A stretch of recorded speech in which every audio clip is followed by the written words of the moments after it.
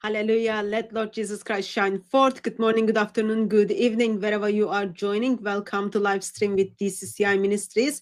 And I have Titans TV and Jay Smith with me. Hi, Kalam. Hi, Jay. How are you doing, guys? All good. All good? Good to see you again, Hatun, after 2 days. Yep. So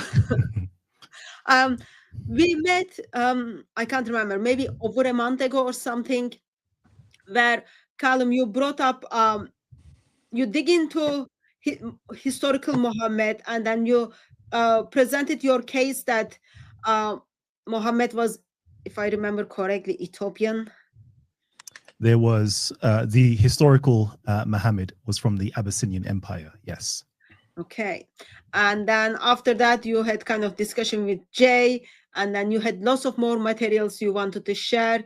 And then we scheduled today to have the part 2 of that presentation. So that means those of you who did not watch the first part, please go and check it out. I am guessing Kalam is going to do kind of overview or recap of it before he starts. But in case he doesn't do that, go and check the previous live stream on the topic, so you are up to date why what he said and how he's following up. Before I start, there was an email Kalam was asking, what is your reasoning that you were not satisfied with the traditional Muhammad, then you decided to go and find different Muhammad? Yeah. So in terms of looking at the traditional Muhammad, you know, I think Yasser Kadi said it best in terms of how unreliable and how completely discredited the traditional narrative is when that comes in the territory of the Hadith literature, the Sirah literature, and many other different types of literature that speaks on Muhammad and the things that he did and all the great acts that he performed, etc. We can clearly see that this is 100% legendary, 100% mythological in some certain respects, 100% symbolic in other respects as well. So quite clearly, this isn't somebody of history. So how can we find this historical figure? So I really wanted to find out who was the historical Muhammad. Was there a historical Muhammad who started the religion of Islam? Was there a historical Muhammad that produced the Quran and the community that followed after him? And that took me on a journey of, looking at the source material. And that comes from, looking at the Islamic source material, as well as looking at, the archaeology of the times, looking at the coins, looking at the literature, contemporary literature, everything that builds up to paint the picture of what took place inside of the 6th and the 7th century of Arabia. And this is how I came to the conclusion that, yeah, indeed, there was a historical Muhammad, but it's definitely not the Muhammad you will find inside of the Hadith literature. Okay, thank you. And Jay, you are also not satisfied with the Islamic tradition of Muhammad, and you are digging into Muhammad of history, or you are trying to figure out who is the Muhammad of Islam or something. So therefore, both of you are here, and 3 of us all disagree on. Can I say something real quick, just so people don't misconstrue what's going on here? Because of what we did yesterday, 2 days ago, Hatun, I think it's pretty clear now that everybody knows that almost everything that Muslims are dependent on, I'm not saying the West, please get me right here, what Muslims are dependent on for their man named Muhammad is based on faith. We pretty much shut that down. Yasser Qadi really helped us out on July 31st for saying that to his students, because he cannot find anything that is from the 7th century that quotes what Muhammad said or quotes what Muhammad did. If you can't find anything about this man from the 7th century, then of course he is open to suspicion. And that's why Kalam is doing this.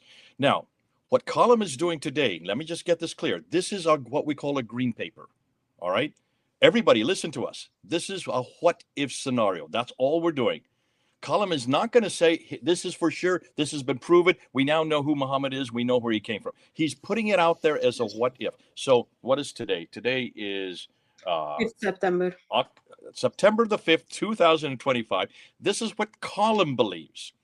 I'm just here to observe and to listen to him, because at some point we're going to have to find out the Muhammad that finally was chosen, the Muhammad that finally was written down in the 9th and 10th century. That Muhammad had to have come from somewhere and had to have appeared, or at least been someone from which the Muhammad of Islam was clothed. So the bare bones of that Muhammad we need to find at some point, because there is someone named Muhammad or Muhammad, whatever you want to go, that probably did live in the 7th century or even earlier. And we need to, all we're doing is searching for that Muhammad. We may never find him. But what Kalam is doing today, I think, is brilliant. He is at least trying to say, let's bridge that gap.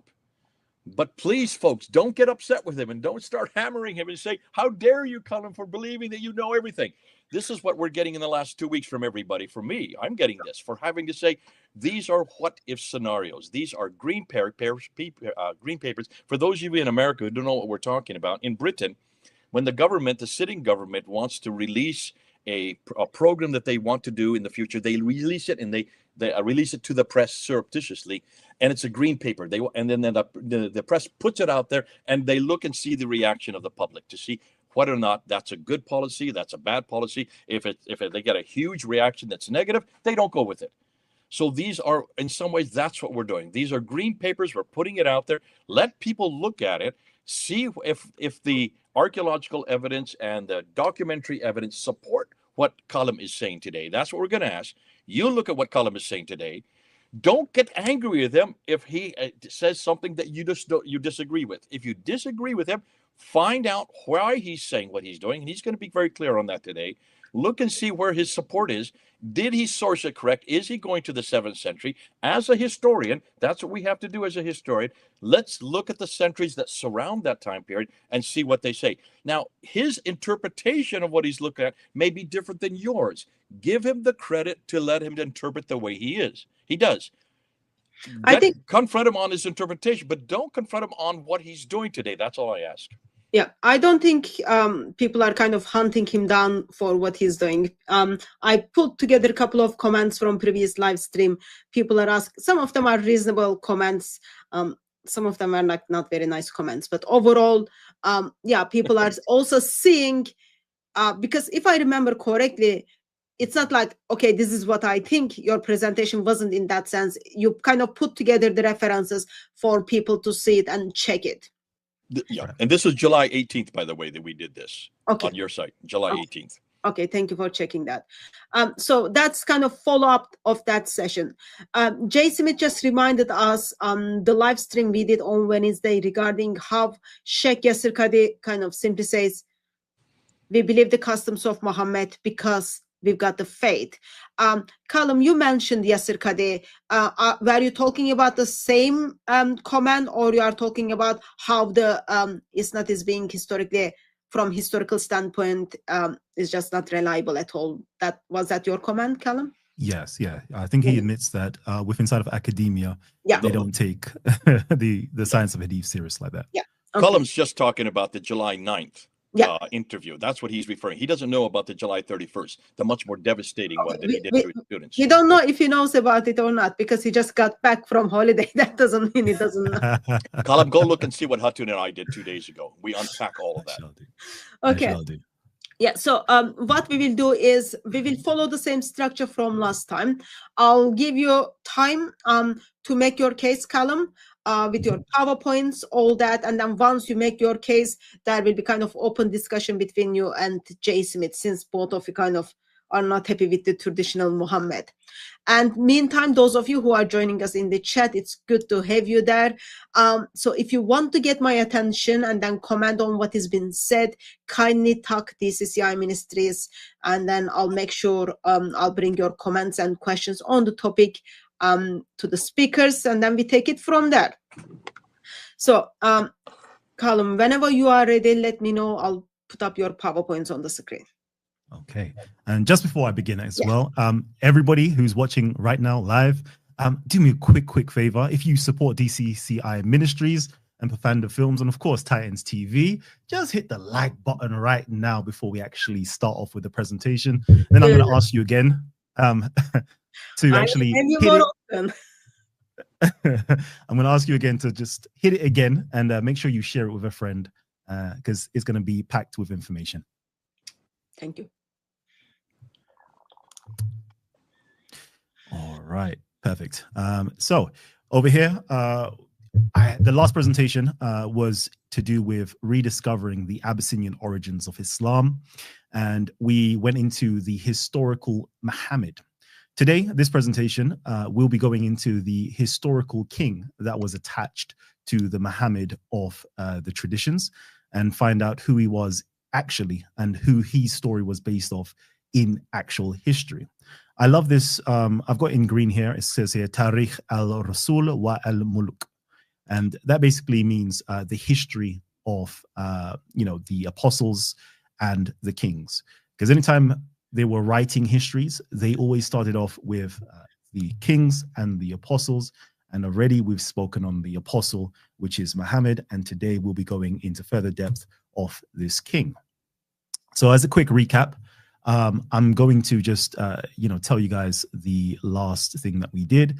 I brought forward the Abyssinian Muhammad thesis. And the thesis goes a little bit like this. There was an historical Muhammad that the Muhammad of the Islamic traditions narrative was based on. The apparent split between the historical and the traditional Muhammad was caused by the numerous political parties and propagandists inventing, fabricating, and suppressing stories and reports to further their own agendas.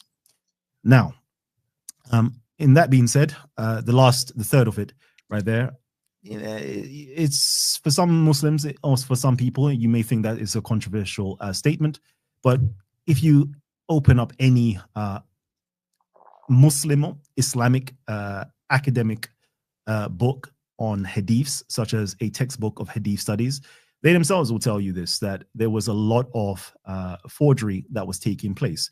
So literally open up that book, page 2 and 3. It says here, personal motives, sectarian bias, political, scholastic, and theological factors had been known from very early times to have prompted misguided individuals to fabricate hadith in order to advance their particular and partisan objectives.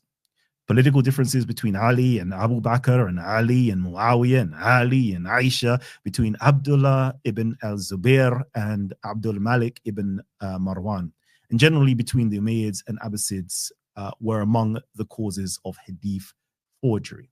So we can see that they were literally wholesale supplying and distributing these particular hadiths that completely obscured and skewed the original narrative of what took place within inside of history to kind of put forward their own narrative to kind of, make themselves look better and make the other political party look worse.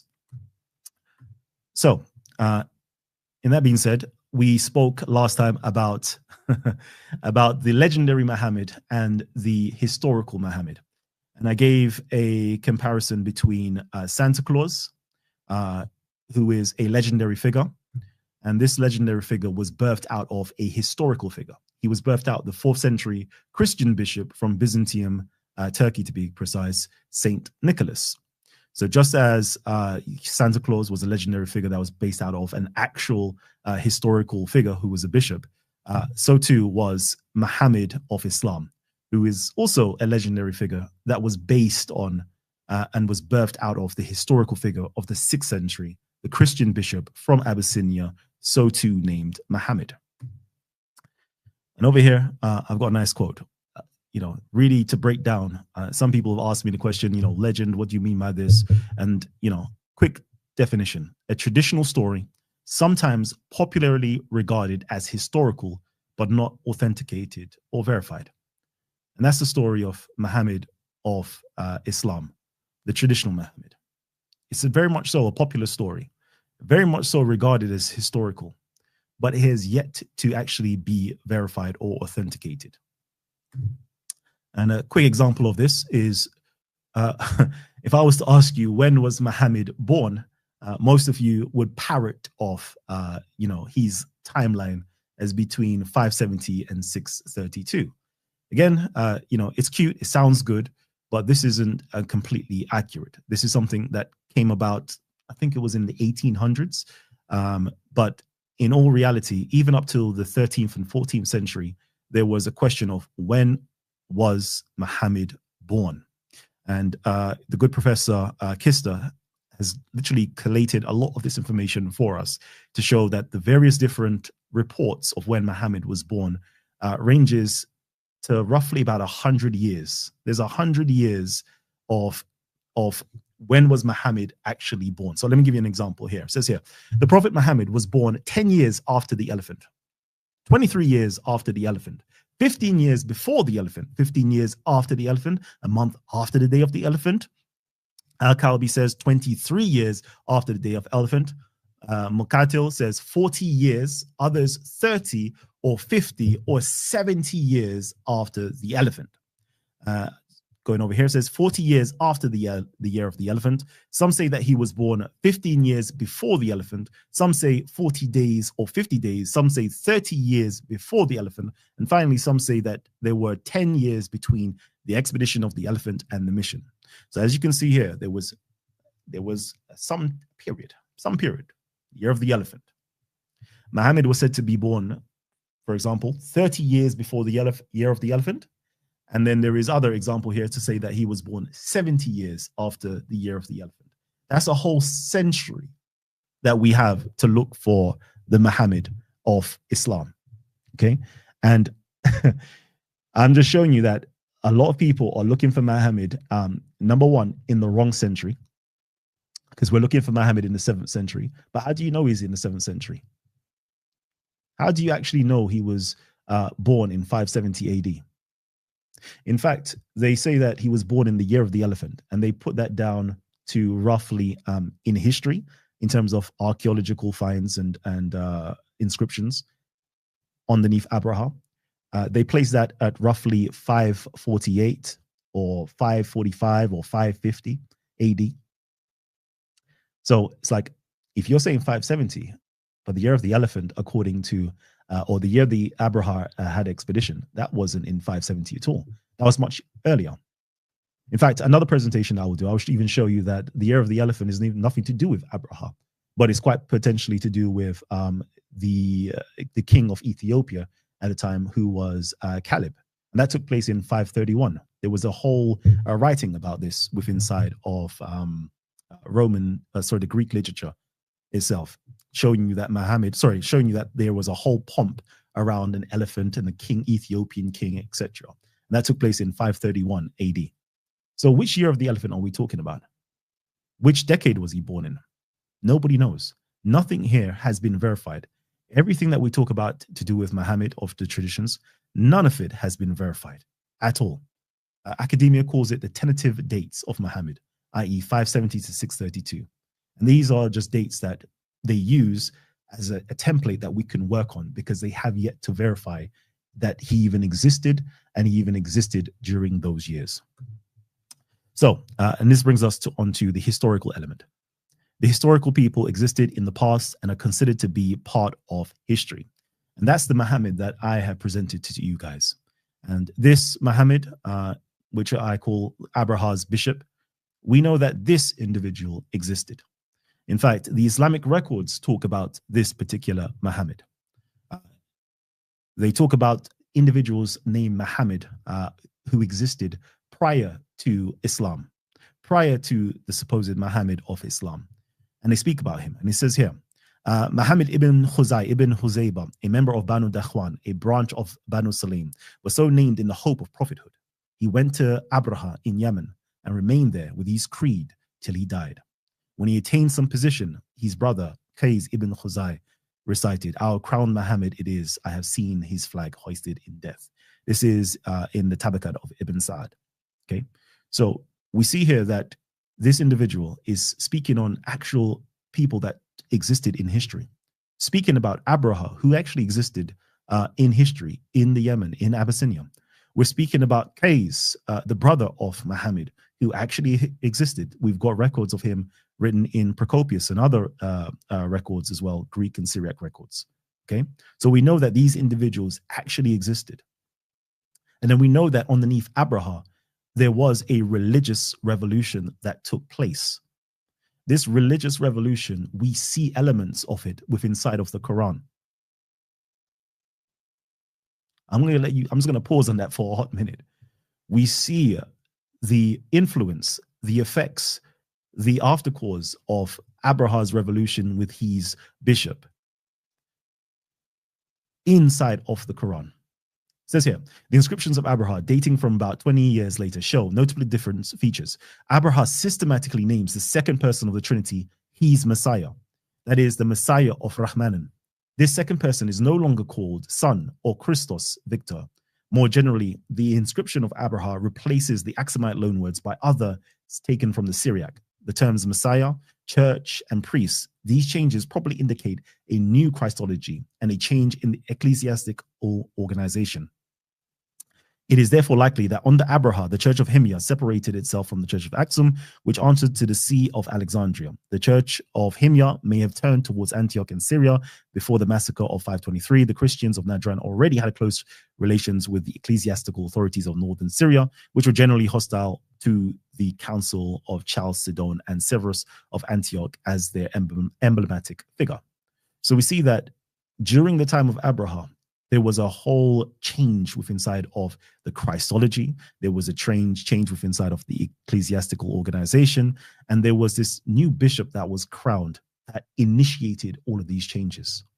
And all of these changes, such as removing the name of Son within inside of the inscriptions to Messiah, we find that also, Carlos A. Segovia mentions, we find the same thing also within inside of the Quran itself.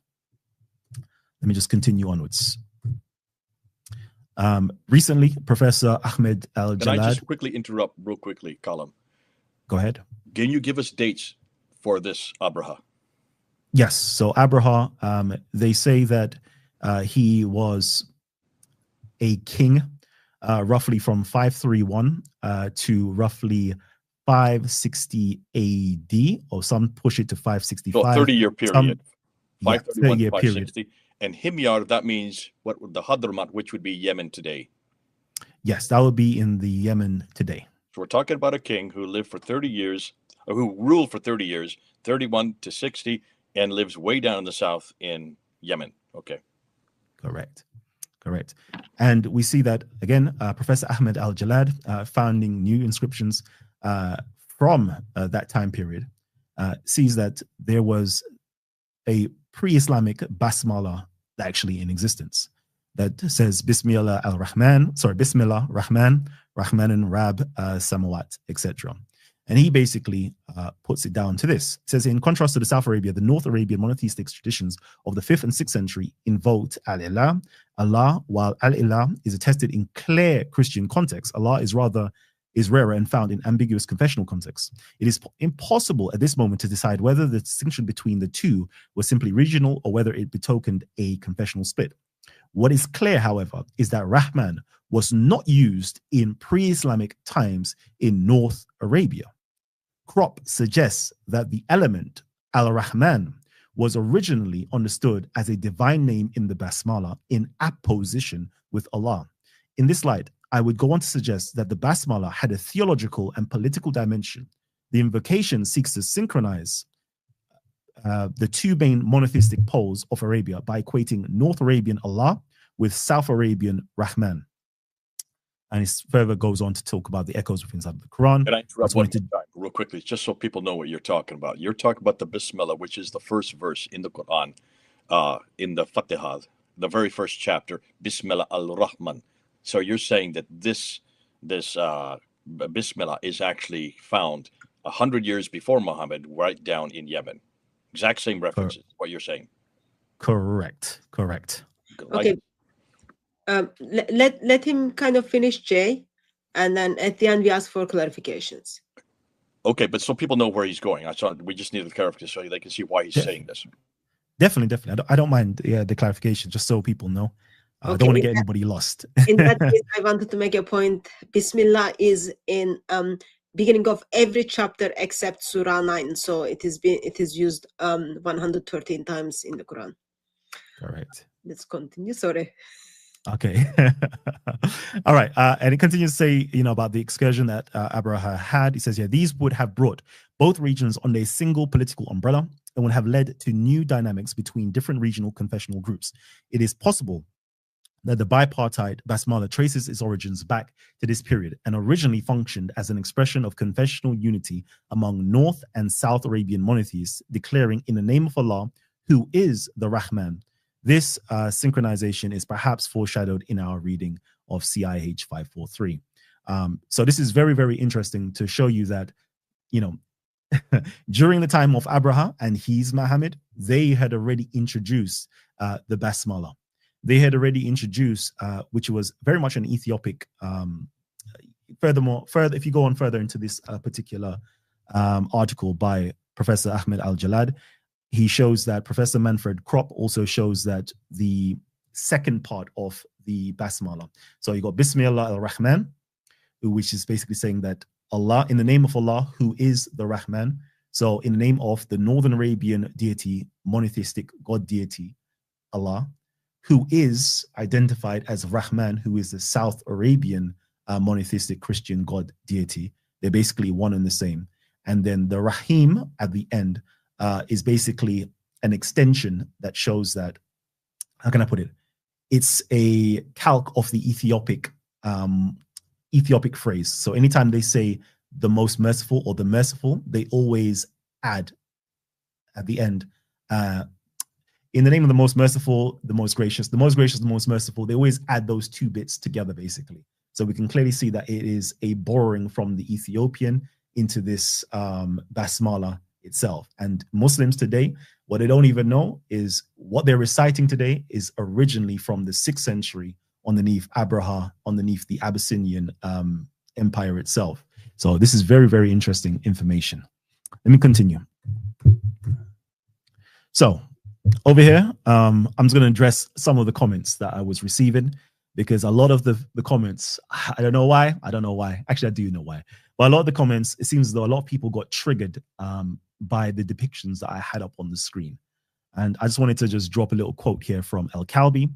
And it says here, they had changed the description of Allah's messenger, Allah bless him and give him peace, in their scripture. They made him white and tall, while the prophet, Allah bless him and give him peace, was brown and of medium height. Okay, so for those people who were saying to me before, oh, why you've painted Muhammad brown? First of all, this isn't supposed to be the Muhammad of Islam. This is the Muhammad of the Abyssinian Empire. Okay, this is the historical Muhammad versus the ones that you find within inside of the traditions. But even within inside of the traditions, you can also find brown depictions of Muhammad himself. And I'm just going to drop a few of these in here for you guys, for those of you guys who need to know this information.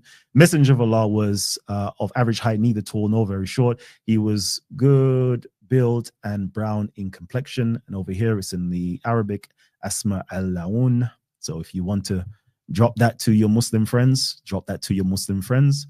For those people who have a hang up with the complexion of Muhammad must be white, I will say you can find him also being brown within inside of the Hadith literature. Again, it says here he was wheat colored in complexion, but over here, if you know Arabic, you see here again Asmar in complexion, meaning brown in complexion. And all of this stuff you can find literally on sunnah.com. Just type in the references such as Jamia Tamidi, such as the Shama'il Muhammadiyah, and again in the Shama'il Muhammadiyah, where it mentions him being wheat colored complexion, which really again is Asmar again. So that's one thing for those people talking about the brown skin of Muhammad. It's there also. Others saying, but why have you made him into a Rastafari? What's it called? A Rastafarian or something like that? Oh no! I was like, listen, I don't know. Like, why do I always have to get a stick for actually putting up a brown image with blocks? Like, I'm telling you, with inside of the Islamic literature, in fact, with inside of rock inscriptions and other things like that, you will see depictions. They will have rock arts, and they will show you men in locks. They will show you the women with braids in them. So like, it's not me making these things up. You can just literally go and find it literally on art, the artwork, and you can literally find it within inside of the Islamic literature itself. So locks hanging down to his shoulder, 4 side locks on his head. You know, he was stuck together with gum. You know, his hair was stuck together with gum. So they basically locked his hair. And ooh, 7th one, sorry. And his hair was stuck together with gum as well. So like different hadiths clearly depict him as having locks, clearly depict him as having locks that was actually stuck together with gum, and clearly depicts him as having brown hair. But in fact, I'm not even going to talk about the Islamic Muhammad. I'm just showing you that the Islamic Muhammad is also described and also pictured as brown skin with locks. But this depiction I've got here is meant to be the Abyssinian Muhammad, not the Muhammad that you find within inside of the traditions. Cool. So let's actually get into the actual meat of this particular presentation today, which is the Abyssinian king thesis. Okay. And it goes a bit like this. The narrative of the legendary Abyssinian king that supported Muhammad was based on the historical Abyssinian king Abraha, who supported the historical Muhammad. I'm going to repeat that again.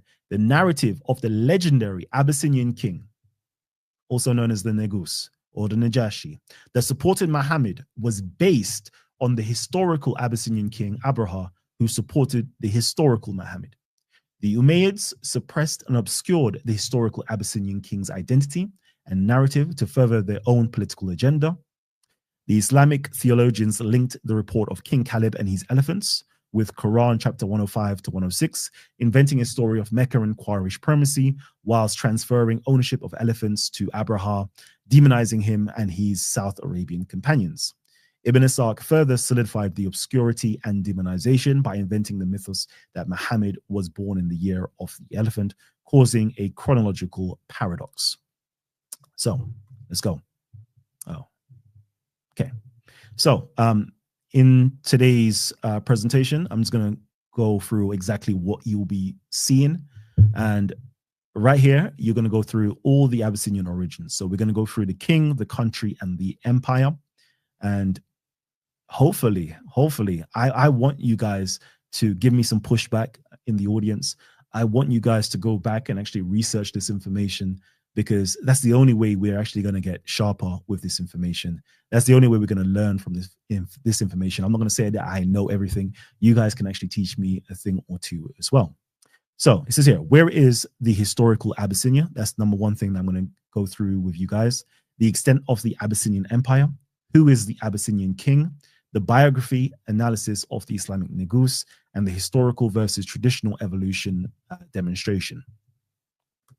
So let's start off with this one. I have to debunk the Ethiopian myth, because a lot of the times I see everybody going wrong with this information. And it's like, with history, we're dealing with chronology. We're dealing with a time frame, but we're also dealing with geography. We're actually dealing with a region. Where did all this take place? And in what time did it take place in? And then further upon that, what was the power structures in place? What was the economy like? All these things here really, really matter. And I love Patricia Crone, because she was the one who got the closest to identifying the historical Abyssinia. She writes about the problems within inside of the literature. It says here, Ethiopia is a problematic case. It is identified as a Qurayshi metro of some importance in both Ibn al-Kalbi's account and elsewhere. Yet there is practically no concrete evidence on the trade in question. One story has traders return from Ethiopia via the Yemen, but some hold the traders in question never to have gone further than the Yemen.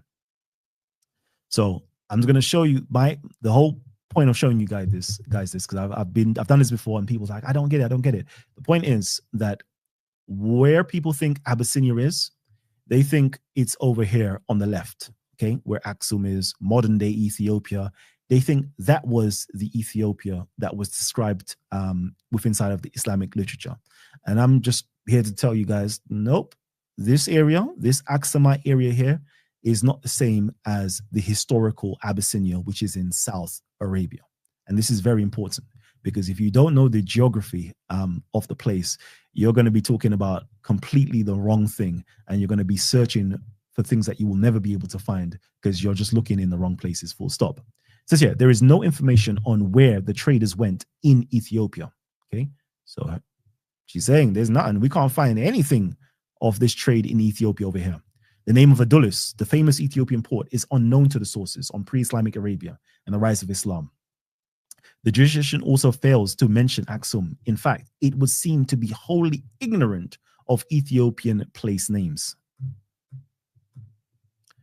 Another possibility, she says, would be that Meccan trade with Ethiopia was not a trade with Ethiopia at all, but rather one with Yemen under Ethiopian rule. 100%. If Habasha here meant Abyssinians who happened to be in the Yemen rather than Abyssinia itself, the claim would be less odd. I'm with you. And I'm so much with you that even modern day scholars have come to that conclusion as well, where they realize by going back into 6th century works and writings. It says here, Stephanus of Byzantium, quoting in his Ethnica from the 3rd book of the lost geographical work, Arabica of Uranius of the 1st century, mentions the Abyssinoi, the Abyssinians basically, an Arabian people living next to the Sabians together with the Hadramites. The region of the Abyssinoi produced myrrh, incense, and cotton, and they cultivate a plant which yields a purple dye. It lies on a route which leads from Zabid on the coastal plain to the Himyarite capital of Zafar.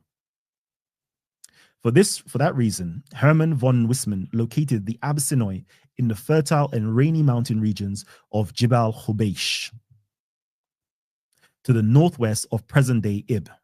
Ib is here, northwest of thing is where he said it was.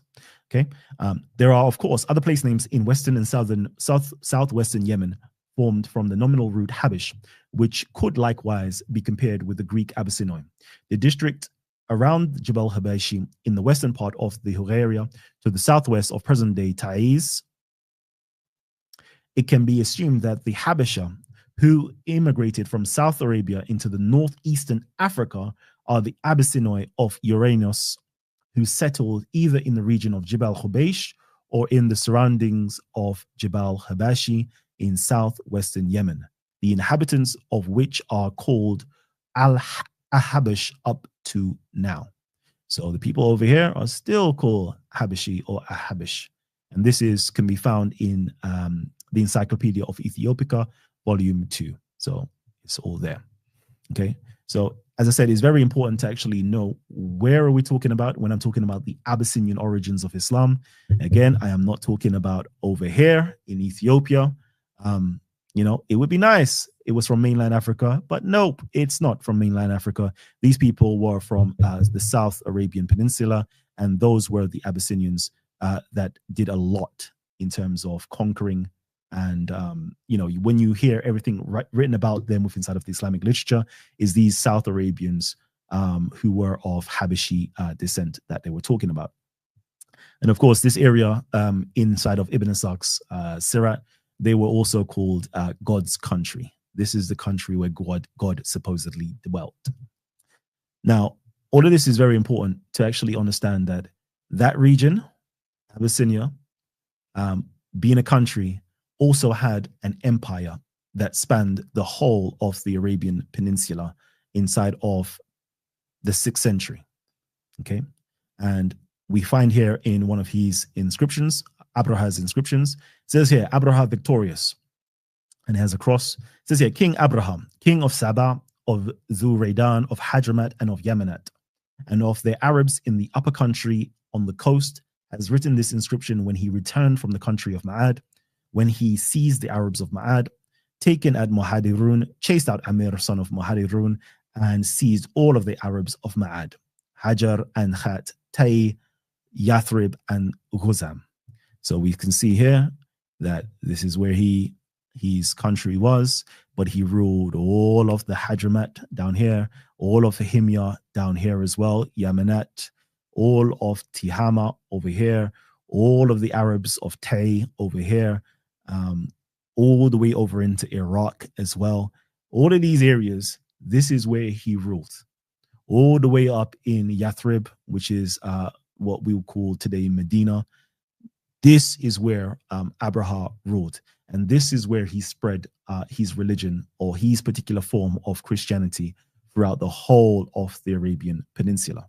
And I think it's very important to actually just know this. This is what was taking place within inside of the 6th century, within inside of decades. Let me say that, within inside a decade even, because most Muslims will tell you that Muhammad was born in 570 AD, and this was taking place, Abraha supposedly died and he spread his religion roughly around 560 AD. So within a decade of Muhammad's birth, okay, of the traditional narrative of Muhammad's birth, Christianity from the Abyssinians was spread throughout the whole of Arabia. Throughout the whole of Arabia, his form of Christianity was spread. So the notion that, Arabia was polytheistic and pagan and so forth, academics today say, no. From the 5th century onwards, we don't find any pagan inscriptions within inside of Arabia at all. Everything is actually monotheistic. And I would say, and this so monotheistic could be Judaic or Christian, but I would even push it and say, no, the majority of these inscriptions are actually Christian when you look at the language that's being employed of mercy and forgiveness and the day of judgment, etc. Okay. So let me just quickly go into this now, because we've done the country, we've shown you the empire of Abraha, and let's actually go into the king himself. Let's go into King Abraha, who is actually written about within inside of the Islamic literature as the Negus, as this, legendary king that we can't find within inside of history. But fortunately, I found him, and I found him as being Abraham. So one of the first letters that's actually written was by Urwa al-Zubair to Abdul Malik in terms of learning about the narrative of Muhammad. And it says here, when that befell Muslims, the messenger of God commanded them to depart for the land of Abyssinia. Okay, so most times when people hear this, they usually go to mainland Ethiopia to look for this particular king. But we know now that this Abyssinia, the land of Abyssinia, is not in Ethiopia at all. It's actually in South Arabia. In Abyssinia, there was a righteous king called the Negus. None were oppressed in his land, and because of that, word of his righteousness spread. The land of Abyssinia was a destination for trade, where the Quraysh would conduct business and where they had found a lucrative livelihood, safety, and a fair market. So the messenger of God commanded them to go there. Most of them went there when they found themselves beleaguered in Mecca. So we can see that there is this righteous king who was called the Negus. Negus, within inside of the Ethiopic language or the Ge'ez language, literally just means king. Okay, so we see that the followers of Muhammad was told to go there. Very interesting, though. Very interesting. Of all the places to go is Abyssinia. It says here, we find out about Abraha within inside of the Islamic literature as well. Okay, so we have this legendary king called the Negus, right, in one place, but we also find out about Abraha, and we also find that he is also the king of Habash, i.e. Abyssinia. It says here, Ibn Ishaq gives a different version in his Mubtada. The grandson of Abraha, the king of the Habash, i.e. Habasha, Abyssinia, Aksum al-Saba came as a pilgrim to Mecca, etc. I'm just going to skip. It says here, another quote here, Abraha summoned the Quraysh merchants and asked them, have I not allowed you to trade freely in my country in order to protect you and to treat you honorably? They reply, yes. And it shows, I'm just showing you places that basically Abraha is also described within inside of the Islamic literature as being a king of the Abyssinians. He's also, talked about of, allowing Qurayshi or these Qurayshi people, these Arabs, to actually trade within inside of his country. And they were prosperous inside of this country. He protected them, etc. Just like the legendary Negus story. And we also find out at the bottom that he treasured equality amongst, basically, he was a very just and equal person who lived a very righteous life within inside of the Islamic literature as well. So that's just to show you within inside of the Islamic literature. But I wanted to do more than that, because that doesn't do anything to me, because Islamic literature, as we know, is not very trustworthy.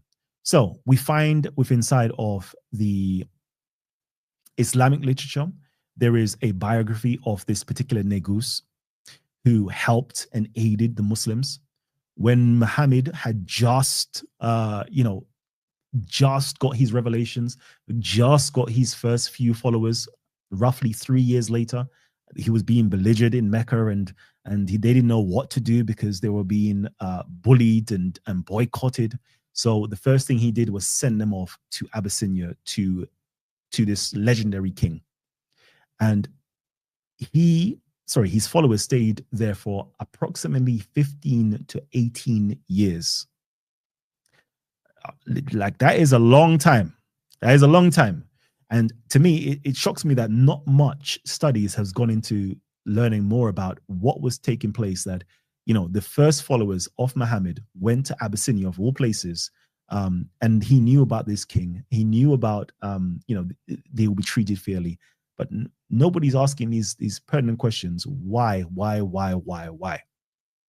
we'll find out why shortly.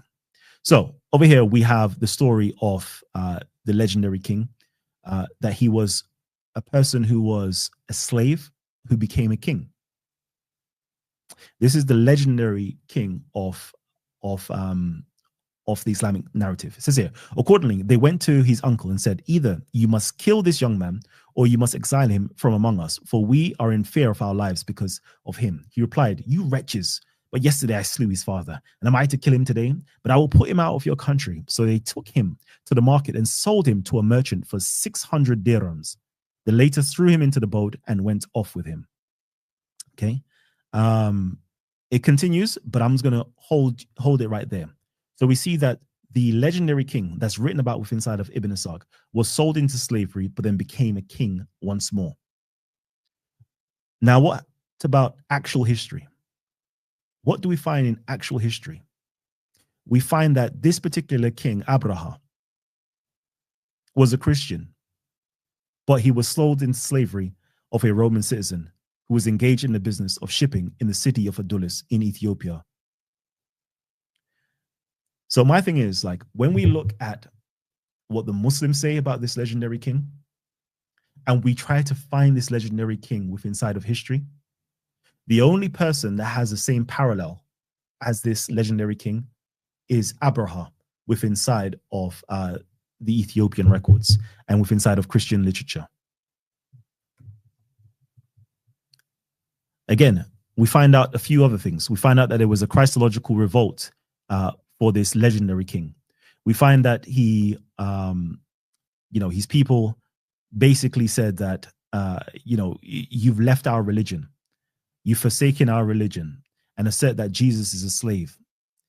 And then they ask him, then what do you say about Jesus? We say that he is the Son of God. So we see here that there was an issue in terms of Christology for the legendary king, for the legendary Negus. They talk about him being, they put forward that he said that he was a slave, where they say that he was the Son of God. We also find within inside of Abraha's literature that instead of calling Jesus the Son, like every other Ethiopian inscriptions did, because Ethiopia, sorry, let me just backtrack a little bit. Aksum, the Aksumite Empire, they took over the Abyssinian, they took over the Himyar, Arabia, already roughly around 500 AD. They already taken it over. They already started building churches. They already started Christianizing the whole area. And every single king underneath the Aksumite Empire, they all followed a particular formulaic inscriptions identifying, God the Father, God, Jesus the Son, and the Holy Spirit, etc., etc., etc. So we have all of those inscriptions. But when it comes to Abraha's inscriptions, we see a dramatic change. He no longer refers to Jesus as the Son of God. Rather, he refers to him as the Messiah, or the Messiah of God. So very interesting that the same type of Christological issues that the Negus had, Abraha had. Very interesting parallels. We also find that, again, we find out that the Negus was supposedly a righteous king. And then we find also within inside of, the life and works of Saint Gregentius, we also find that Abraha was said to be a very righteous king. It says here, and it said before that he was possessed by his divine zeal. He was constantly giving alms to the weak and orphans and widows, and he dissolved every unjust contract, lifted every wicked sentence, and demanded handwritten guarantees of safety from his noblemen, not to do injustice to the poor, nor to deprive someone of the right he possessed, to give it to somebody else who did not possess it, and to condemn the innocent. And those that trampled the law of God and the orders of his majesty underfoot, he executed by the sword and the depth of the sea. And as some people say, he did not spare from the revenge of the law of God, neither an official, nor a poor man, nor any other person, so that for this reason he was feared, and all were full of awe for him. So this is Abraham that they're speaking about here. So we can see that the things that are spoken about, the Najashi, the Negus, all relate back to Abraham. And if I was to say to you guys, right, there was a British king. He had about 6 wives. Some he married, sorry, of course, all of them he married. Some he divorced, some he beheaded, and some, one outlived him. And if I was to ask you guys, who was this British king? What would you guys say to me? I think everybody here would say, of course, that's Henry VIII. So it's the same principle. What I'm saying here that is, we have all of these things. We have him being a just king. We have him here being a person that had a Christological revolt, a Christological change. We have him here being a slave that became a king. All of these things here, like nobody within inside of the Aksumite or Ethiopian history, the Abyssinian history, Arabian history, none of these, nobody lines up with those particular points or these points of parallels. Nobody lines up at all. The only person that lines up is Abraham. So for me, again, and I'm open to be wrong, for me, the only person that this king that is written about within inside of the Islamic literature is none other than Abraham of history. Let me just continue. Now we see also that there was a Southern Arabian versus Northern Arabian divide. And there was a perversion of Abraha's image. The Arabic Muslim traditions present a different picture with many details given to Abraham, the standing of a great Arabian king, while others turn him into a presumptuous and sacrilegious king, punished by God for having attacked the temple of Mecca.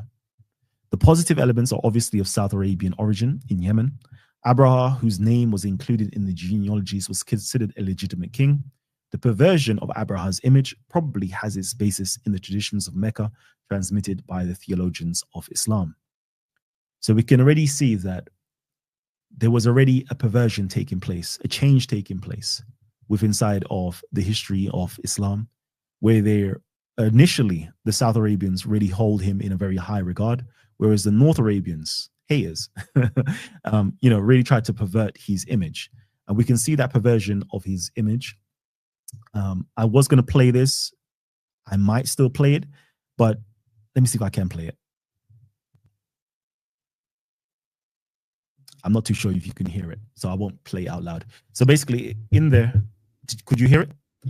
I can't hear it. No. But Cool. I can find the video. I think I should have the clip of it if you want. Nah, I don't think it's not necessary at all. It just basically shows that academics today basically completely discount the story of Abraha's elephant expedition into Arabia, completely discredits that. He shows that this was a story that was made up, and that Muhammad wasn't actually born in the year of the elephant, wasn't born in this time period, and it was a story that was made to basically villanify Abraha and the South Arabians themselves. So there's 2 videos that basically went through that. Sean Anthony with Gabriel Said Reynolds, and another one with Sean Anthony as well. And he also goes a little bit further to show that the chronology of Muhammad is completely wrong, and it was based on a topos of the age of 40. So a few people have actually written on this. I believe Lamins and who was the other person?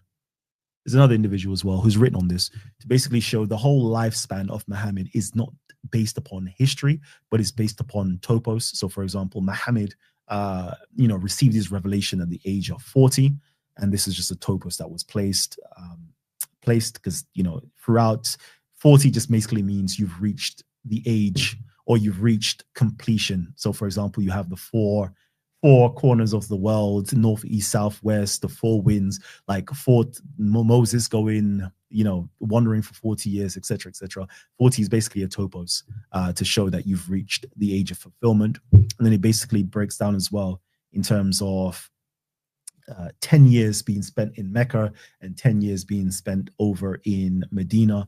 This is all to do with symbolism and symmetry, to basically not give credence to one city over the other. So, 10 years plus 10 years, that's 20 years, plus the 40 years Muhammad was until he reached revelation, that's 60 years. And then there's some places where they add on the extra 3 years, and the extra 3 years is to do with him being in occultation and not being out publicly preaching. So all of this stuff is really, how can I put it? It's really symbolism, and it's really myth making, and it's got nothing to do with history. It's completely ahistorical as well. So for me, like, you can clearly see that everything that you think you know about Muhammad from an academic standpoint is completely made up as such, completely made up.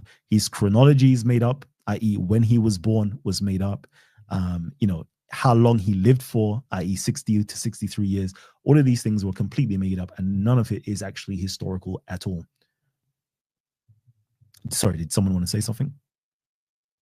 Okay, so just to continue, just to show you that the preservation, so we have the perversion of Muhammad's image, Abraha's image, which we could find in Ibn Ishaq, but then we also have the preservation of Abraha's image. And in Al-Jahiz, he basically describes him as this: Abraha is the greatest king. And another one praises Abu Yaksum as surpassing any immortal creature, if ever there was one. So it's very interesting to see here that, Abraha was actually praised, I would say even more so than Muhammad was even praised by certain Muslims, certain South Arabian Muslims or Black Muslims. They praise Abraha to a great extent, to say that he even surpassed every immortal creature if there ever was one. Okay, so it is very interesting to show you that,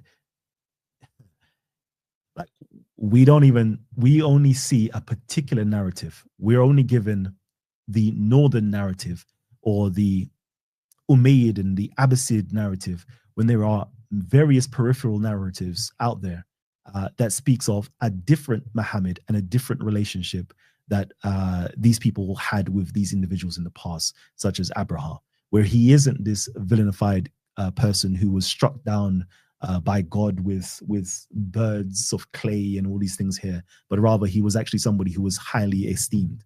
So this is a completely different narrative of Islam that we never really get to hear about. And then quickly, just to show you that there was a suppression of the Southern Arabian narrative. Yeah, again, it says here that the Sirah Maghazi literature of Aban ibn Uthman. So Uthman was the third caliph. Yeah, third caliph. The third caliph's son, Aban, he's Sirah literature. This would have been the first Sirah literature before Ibn Ishaq's Sirah literature. Unfortunately, it was confined to the fires. I'm not going to read through everything here because it's quite lengthy. But basically, it says that the Ansars played a very prominent role within inside of that Sirah literature.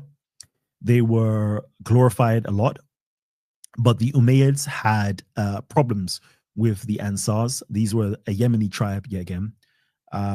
They had problems with them, so they didn't want that information to get out to the Syrian soldiers. It says it here, right here, actually. The Caliph Abdul Malik was irate upon hearing Suleiman's proposal. He quipped, "What's the use of you disseminating a book of no benefit to us? You'll teach the soldiers of Syria about matters which we have no desire for them to learn." His trepidation thus confirmed. Suleiman burned the copies of Aban's book. So it's quite interesting that we get a certain narrative of Islam. We get a certain narrative about Muhammad and the things that transpired. And it's only coming from the Umayyads and that strand of information that they wanted released. Whereas there were other information that were from the Yemenis that were from the Ansars and other individuals that were completely burnt. People were beaten if they even were uttered certain stories about what actually took place. So very interesting stuff. I think here just showing you that the Ansars were a black tribe from the Yemen. So when it says here, when the short black men took flight, he met us, the Ansars. He spoke in praise of the Ansars and mentioned their trials with the apostle and their position among the Yemeni tribes. So these Yemenis that existed from the south that traveled up to live in Yathrib, they were, how can I put it? They were sidetracked for a lot of within the Islamic times because they wouldn't do certain things. So, for example, if you ever heard of the Ridha Wars, they didn't want to participate in the Ridha Wars. So they got sidelined from very early on. They got sidelined again during the Umayyad period because they wouldn't back the Umayyads yet again. And they got sidelined again because I think they were on the side of Uthman's killers and they supported Ali as well. So it's very interesting stuff to know that there were various different peripheral narratives, such as the Shiite narrative, the Mutasilite narrative, the Kharijite narrative, that we don't really hear. We only hear what Jay would call the standard Islamic narrative. I try to be nice and say the dominant Islamic narrative, because I've got a few friends that are Shia and others, and they will say to me, but Kalam, man, you can't say that because we have our own narrative, and this the Sunni narrative, we don't classify that as the standard narrative. They are usurpers. So I rather use, the neutral, friendly version of saying the dominant Islamic narrative or the Sunni narrative. Those are the ones that we hear about, and the other narratives are completely sidelined. So over here, I just wanted to show you guys that there was a generational shift in terms of the original Muhammad story and how it changed throughout the years. So we have the original Muhammad story, which is to do with the historical Muhammad. And the historical narrative goes like this. Muhammad and his tribesmen went to Abyssinia in the Yemen to King Abraha. So we have records of that. But then we see that it starts to shift. So for example, Urwa, Muhammad sends his companions to the land of Abyssinia, although he himself never went. So the historical narrative is Muhammad and his tribesmen went to Abyssinia to the king Abraha. Urwa's narrative to say that the companions of Muhammad went to Abyssinia to an anonymous king, so they don't make mention of the king, and they remove the narrative that Muhammad went as well. But in Zori, it shows that Muhammad indeed went into Abyssinia or Habasha, the Habasha markets in Tahama. So we can see that he had a business relationship with inside of in Habasha territory, which is very interesting. Then we go again into the tertiary view, which is the Ibn Ishaq narrative. Ibn Ishaq's narrative completely shifts. It shifts to the point that Muhammad no longer goes to Abyssinia. He no longer goes to do trade there, but rather he goes to Syria. Okay. So now there's two narratives that he goes to Syria twice rather than going into Abyssinia, which was the earlier narrative. Then we find that there is a fourth generational shift where Al-Waqidi talks about them going again to Syria, but he embellishes the story. He adds other people that were involved, etc., etc., etc. So all the sources are basically there, but don't take my word for it. You can literally pick up Sean Anthony's book, Muhammad and the Empires of Faith, and he basically outlines everything there. Let me just quickly see this bit. He highlights everything there from pages 69 to 73, and he goes through everything to show you how it all shifted, how they changed things, and where we are today, basically. So quickly reading through this, it says here the transmitted two scholars, Zori and Ibn Ishaq, is just showing you that we can securely date, relate to one another in instructive ways to allow modern historians to gain insight into how the narratives about Muhammad's trading journeys evolved over time. It says here, Khadija hired Muhammad as her surgeon, as her agent. This second journey took him and another hired agent southwards to Habasha, a market in Tahama, where he met considerable success while conducting business on her behalf. Khadija, however, the events differ entirely in scope and significance. Ibn Ishaq's narrative of these two journeys mark a profound generational shift. These two journeys were both imagined and retold as more lavish narratives, which play an increasingly greater role in the articulation of early Islamic prophetology. The two men do not travel south to Habasha, but to Syria. And Khadija now promises to pay Muhammad a wage in excess of what she gave any other merchants in her employ. Okay. The tradition was, of course, a manifest forgery, shot through in anachronisms, a fact already noted by some medieval Muslim hadith critics. So in there, you can clearly see that there is an earlier narrative of Muhammad going into Habasha in the south, but then, you know, the following generation, he now goes to Syria instead of Habasha. Then in the following generation, there are so many anachronisms that even hadith scholars have to say, nope, this is a forgery as well. So it's very interesting to see how the stories evolved, changed, and distanced themselves away from Abyssinia, which was the earlier original story of the historical Muhammad, to it being further and further away, where it's no longer related to Abyssinia. Now it's all the way up in the north into Syria, and that's where Muhammad supposedly traveled to. So very interesting stuff there. And then finally, just to conclude everything, you can tell my throat is going. I need something to drink, like water, proper water to drink, because it's a long presentation. So forgive me if the energy ever does dip. And again, if there's anything in here that you think is wrong, I'm open to being criticized. So please just leave your comments down below and let me know what you think is wrong or what you think is right. And I'll definitely respond to them as well. So in conclusion, the rediscovering the Abyssinian origins of Islam. Hopefully I have convincingly showed you guys that Abyssinia is not actually in Ethiopia. Okay, so ancient Abyssinia is not actually in mainland Ethiopia in Africa. You know, we don't have nothing to do with that, Africans. It's actually in South Arabia. So we've remapped Abyssinia and highlighting its historical significance. We've showed that Muhammad and Negos narrative is based on the historical Muhammad and King Abraha narrative. The northern Arabs demonized King Abraha and his southern Arabians. The northern Arabs, Umayyads, suppressed the southern Arabian narratives. The successive generations of storytellers and historians innovated and fabricated reports, thereby obscuring the historical narrative. The byproduct of the above resulted in the subversion of the Abyssinian Christian origins of Muhammad and his religion to the co-opted and corrupted version of what we have today, which is Islam. And that is the end of the presentation. Thank you very much.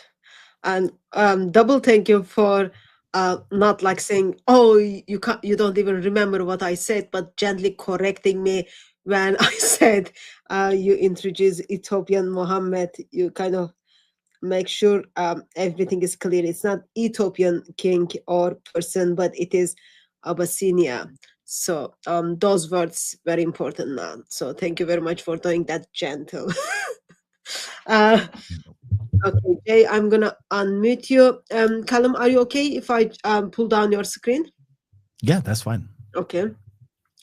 I will. Let me do it. I'll do it. Do you wanna take a few seconds to grab water, or you are okay? Yeah, I'm drinking. Okay. Okay. Thank you very much. I find this session was much more interesting than the first one. Of course, that doesn't mean like I simply discredit the first one. There were like more like, for example, I read Sean Anthony, like more things you were saying, I was able to pick up and follow up. So in that sense, thank you very much. And double thank you for putting all the references. So that makes it easier for everyone to go and check it out. And as Kalam said, he's just putting together his research. Please check it and then step in for corrections or clarifications. You can do that now in the chat. Just tag DCCI Ministries or put that in the comment section. Jay Smith, you unmuted yourself because you did it, so I cannot control from this side. Can you unmute yourself? Okay. It's nice to know that you don't have control over me. This is the first time in history I have ever known how to over you. Jesus have no control over me. That is so nice. I now know how to shut myself up. Yeah, let's I mean, Kalam, God bless you. This is so much clearer than the first time, and I agree with Hatun. I think the first time both of us did not know really where you were going with this. You didn't have as clear a PowerPoint as you did today. Now I see almost. I mean, look at the notes I took. Boom, a whole page. Wow. You did a great job. You're doing something that I would not dare do, though, anymore, because I have been hammered for this. And that is, you're trying to fill in the gaps of, okay, if there is a NOMO, which we're called now, that's the name they're giving us. Then where is the YESMO? You know, where is the Muhammad of history? Then where did this Muhammad come from? And you're daring to do that. And this is something that you need to be careful of. You will get hammered on this. Dr. Patricia Corona did this with Hagerism back in 1977, when she took all the facts that she had put together, and that she tried to write a book with Michael Cook, Dr. Michael Cook, on how she felt Islam then began, and has been dismissed in academia for that one book. Without realizing, look at the footnotes. Almost every page of her book has footnote. Half the page is a footnote, and the other half is just how she interprets it. It's nothing more than her interpretation of what all the research that she's done is there. And the footnotes are brilliant because they're so full, packed, like you've just done here. So I'm thankful that you've not only put the quotations up there, you've also put the sources from where those quotations come from. Is there any way that we can get to your PowerPoint? Yeah, I can send that over to you. Okay. You mean If anybody else wants it, just email me at kalam@live.co.uk, KALAM@live.co.uk, and I will send it off to you. We'll put it up on fandercenter.org. That's where we're putting all these PowerPoints. We'll stick it up there because people need to see where you're quoting, where you're sourcing from. This is the beauty of what you've done, Kalam. You've actually gone and said, listen, it's not just my opinion. This is not just what this feels good. I want to try to find who this guy is. You've actually said, this looks like there was a character here. Now, here's a little bit. I'm going to ask you a few questions that you need to help me with. You kept on saying Ibn Ishaq, Ibn Ishaq, Ibn Ishaq. Would you stop doing that? Let me tell you why. There is no Ibn Ishaq. Okay, Jay, just a second. He is using the Islamic sources, and according to Islamic sources, yes, they have got the copy, or not the copy. They've got a book. They say, okay, this is from Ibn Ishaq, Ibn Hisham. So, like, you've just walked into the very reason why I'm telling you not to do that. We have nothing from Ibn Ishaq. Oh. No Muslim would, not even Muslims would agree with that. It's Ibn Hisham. Please say Ibn Hisham. Don't use Ibn Ishaq anymore. There is nothing written by Ibn Ishaq. It's what Ibn Hisham has given us, and he's another 70 years later. That would help this whole narrative, because you need to. You're walking into the trap. Let me just make a point. So, he's speaking to people who are familiar with that material and how that material is used. In that sense, I think it makes sense, like how he communicates. Okay. I'm just looking from the practical reason. Like, if you go to the Muslim and then say, "Oh, this is from Ibn Hisham," they're just going to say, "Oh no, what is that?" So he needs to kind of spend time to unpack it. Anyway, we don't need to debate on that. But we're not going to debate on that. I think we need to change that narrative for the world.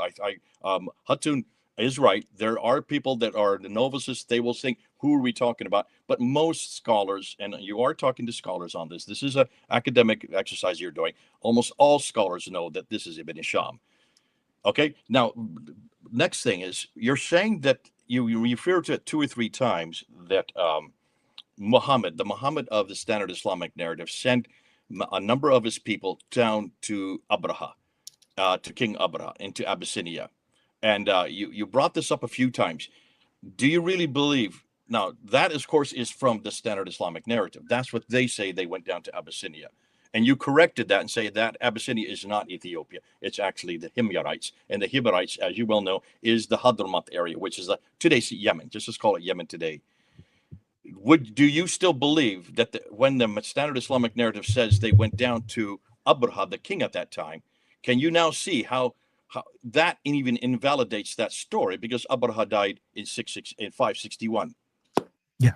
So bingo. So they say that they sent him to the Negus. So an Ethiopian king. It's a completely anonymous it's not Ethiopian Abraha, king. it's someone that comes after Abraha. They don't even say that. They just say it's an anonymous Ethiopian king. Like, we don't know who this individual is. Okay. The only way we can find this individual is look at his biography. What are the details? What are the informations? What are the data points that they've written down about this particular anonymous king? And now we have those data points. How can we go into history to find this particular king? Did he even exist? Is that person in history? Yes or no? And in doing so, we've actually discovered that, first of all, when they're talking about Abyssinia, it's not Ethiopia. So we could be looking over in Ethiopia, the coins, the history, and we won't find anything, anybody that fits that biography. But then we realize that, no, it's not actually Ethiopia, mainland Africa. We're talking about Abyssinia. And who fits that narrative? Who was sold into slavery and became a king? Who was the person that is, widely known as a just and righteous king from various different literature points? We can find it all throughout. Abraha is. Who is the person that was had this Christological shift that his people revolted on? Who people said that, you're not calling, you used to basically call Jesus the Son of God, but now you're just calling him a creature. He's just the Messiah to you. We see all of these things point directly back to Abraha and his inscriptions and what we know about him. Let me just say, I got hammered. A few people hammered me on the notes for interrupting at that point. The reason I interrupted you is because you need to get that date down there. Make sure when you're talking about Abraham, this is 530 to 560, proving your point. That proves your point. Make sure you say that from the get-go next time, because we had no idea. We assumed that this Abraha was someone. I do know, but many people would assume that this Abraha was someone there at the time that Muhammad was living, especially between the period of 610 and 632. And you're saying, no, this guy lived in the century before. So yes, that already shows that the Islamic narrative is failing again historically. And which is a brilliant point. And we need to keep reminding the point of people is the standard Islamic narrative makes this mistake over and over and over again. The reason we use it standard Islamic narrative because Yasser Qadi coined it, and so we're just using Yasser Qadi's nomenclature for it. But one thing I need to do though is follow after your footsteps and actually have a timeline. Have a timeline and show when these people existed and what took place here and here and here. That would help. It would make it much more easier to follow. Yeah. Okay, that's it for me. Okay. Do you have any comments on Bismillah, Jay? Oh yeah, I have a lot of comments, but I'm not sure. I mean, 113 times the Bismillah is in the Quran, and yet this is a pre. Now this is something that is this is what we call intertextuality. And we're doing this. Actually, we've got this already. What you've just mentioned, that intertextuality, looking and seeing where the Quran comes from, where is its antecedents, and we're finding it's huge. Almost much of the Quran, maybe possibly 70%, we might be able to find as found from previous sources. When you look at the previous sources, you can see they're not only are they the same, but in your case, what you have shown is the Bismillah has then has added to it the Rahim, which was actually from the Ethiopic side. That is brilliant because you're now showing the evolution of that text, but that text was already existent. Bismillah al-Rahman was there originally. Then the al-Rahim is added probably from Ethiopia. That's the influence. And this was all happening in the 5th century. In the 6th century, in the 500s. So this already was in existence in the Hadramaut or in Yemen, in the south. Now can you understand why it's lifted and put into the Quran, possibly in the 8th and 9th century. So brilliant stuff. This is called intertextuality. We're going to help you with this. We're going to grab what you've said here, and we're probably going to introduce it because we need to find exactly how much of the Quran came from down south. And you can help us by, if you find any more of these intertextual occasions, throw them our way. Definitely. Well, as I said, I find this part is much more able to follow up and then pick up where the things are going. I've got few questions, and then also what I'm going to do is I'm going to bring up some of the comments from July's live stream and then give you a chance to respond to them or just ignore them. You get all the right. Was Bilal also from Ethiopia? So that's the slave who did the call to the first azan? Yeah. So according to the Islamic literature traditions, he was from Abyssinia, Ethiopia. Yeah. But can this be verified? No, I don't think we've verified the existence of Bilal yet. So I would say, based upon Islamic literature, yes. But based upon history, I don't think we've verified Bilal at all. Okay, thank you. Wasn't the Kaaba there after 5th century with the pagan idols inside? I would say that, see, this is a lot of myth making. If we go back actually into the Islamic records to do with the Kaaba and go into the Syrian literature, for example, you'll find that the Kaaba was rebuilt during the time of Muhammad. And it was built by none other than an Ethiopian Christian. And this Ethiopian Christian painted angels, pictures of Jesus and Mary inside there. So I would say that if we look at the literature, it says that it was built by an Ethiopian Christian and it was built as a church. What else would it be built as other than a church? It says that the foundation stone had a writing from, I believe it was the Gospel of Matthew in there. So as far as I know, based upon the Islamic literature and based upon historical, context, I would say if the Kaaba actually existed, and I'm saying, because I'm not saying this is verifiable or not, if it's based, if it actually existed during the 6th century, 7th century, in the time of Muhammad, all the information about it says that it was built by Christians as a church. So that's what I would have to say on that. But again, it hasn't been verified. We don't know when the Kaaba was built, because the first inscription that we actually do have, I think it was written, I can't remember when it was. I think it was in the 720s or the 740s, talking about one of the Umayyad kings building the Kaaba, actually building the house of God. And that was the first time we see an inscription relating back to Mecca. Let me just jump in here. That's the one at Taif, that's 687 from Taif, which is up on the Western Plateau, referring to the Masjid al-Haram. It doesn't say Kaaba, it says Masjid al-Haram. Everybody know the masjid is the Arabic name for what used to be the churches. Let me just say one thing. I don't know if you've all heard what came out about 3 weeks ago in Abu Dhabi, where they've uncovered a church in Abu Dhabi from the 6th century. With a baptism and everything, and this is the first occasion where we found something that early that is definitely Christian. And of course, this proves that what you were just saying earlier, Kalam, and that is almost all of the peninsula, the Arabian Peninsula, was probably Christian in the 6th and the 7th century.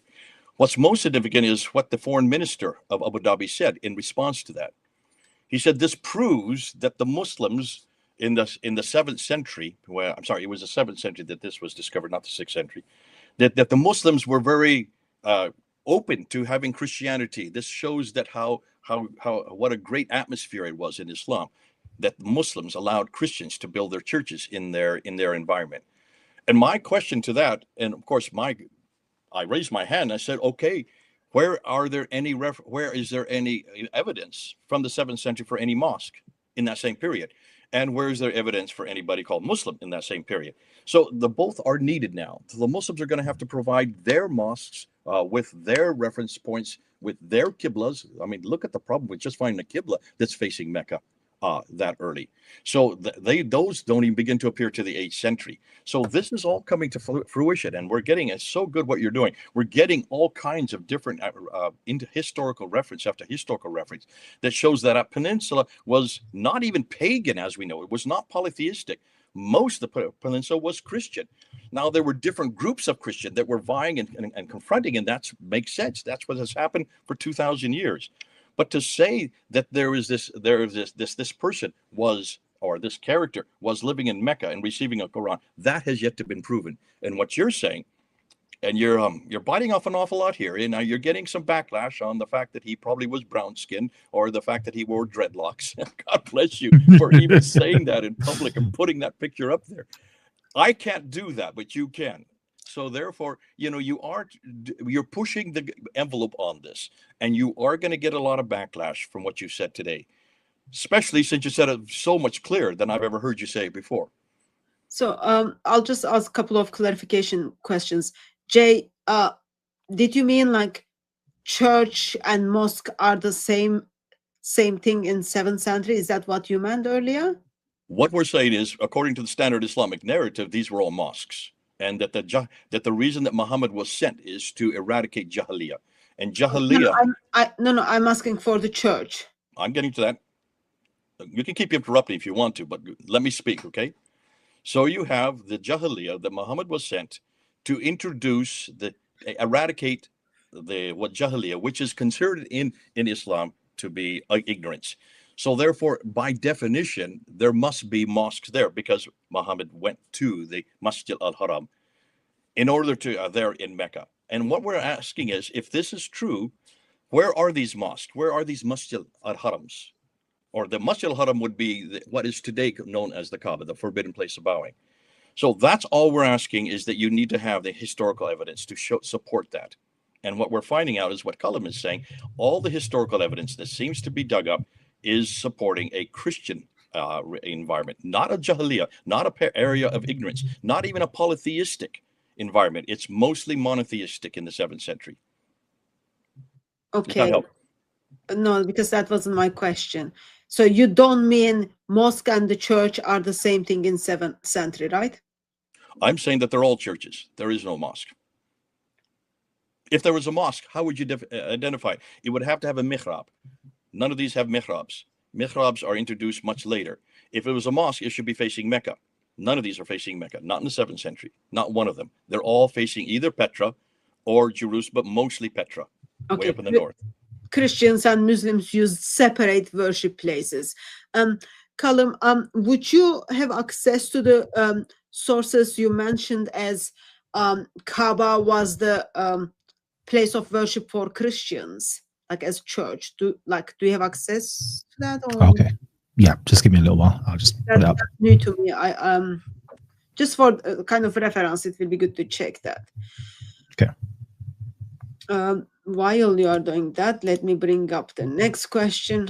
But questions to you, so I'll give you time and then put the question.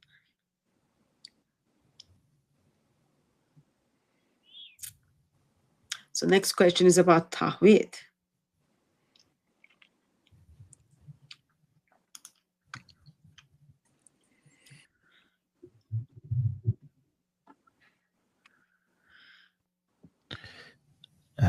Okay, so Juliet says here, can Kalam tell us if Tawheed is plagiarized from the Ethiopic Tawhido Orthodox Church, unity in plurality? I would say that the actual word seems to be a cognate to the Ge'ez Ethiopic Tawhido. To say that they're one and the same thing in terms of they're teaching exactly the same thing, I can't say that, because obviously Tawheed came much later. It's a much later invention. So I can't say that,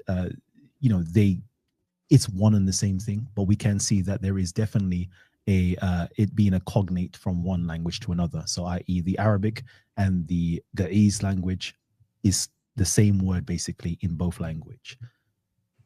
Okay. But very much so interesting though. Actually, let me do an interesting point. I believe it's Ibn Taymiyyah. He does a very interesting book, and he breaks down the nature of God. And it's very interesting because it's almost like Christian theology. So he has a breakdown of the word, i.e. the word of God, being a eternal characteristic of God, an eternal characteristic of God. I think they call it the Zat, the DHAT, the eternal essence of what God is. So you have the word of God, you have Allah having a self, i.e. a nafs, and Allah also having a will as well. So those three things make up, it's the eternal essence of God. I believe there is a fourth thing. There's actually a quality rather than a trinity within side of Islamic Islamic Kalam or Islamic theology, if you really go into it, you see that there is a plurality and there is a unity that's being taught. But to say that they're coming from the same strand, I can't say that they're coming from the same strand. The closest I can say is they are cognates, i.e. genetic link in terms of language with one another, rather than the same theology spoken about within inside of the Tawhido church is the same as the one from the Islamic Tawhid. Okay, thank you. I'm gonna bring up some of comments from last stream. Are you okay with that? Yeah, that's fine. Okay, let's put them on the screen.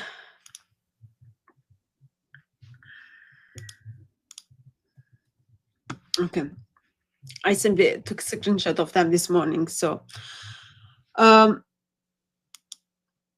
of the bitter herbs, that's something you talked about it last time. Son of the bitter herbs are referring to the Jewish people enslaved in Egypt, for sure. After Jesus' ascension to heaven, most Jews were scattered around Arabia. Bitter herbs symbolize the bitterness and suffering they endured during their scattering after the Roman Empire destroyed the temple. But early sources we have for inhabitants of Arabia refers to the goddess Alat. Probably this goddess was goddess of Arabia Peninsula.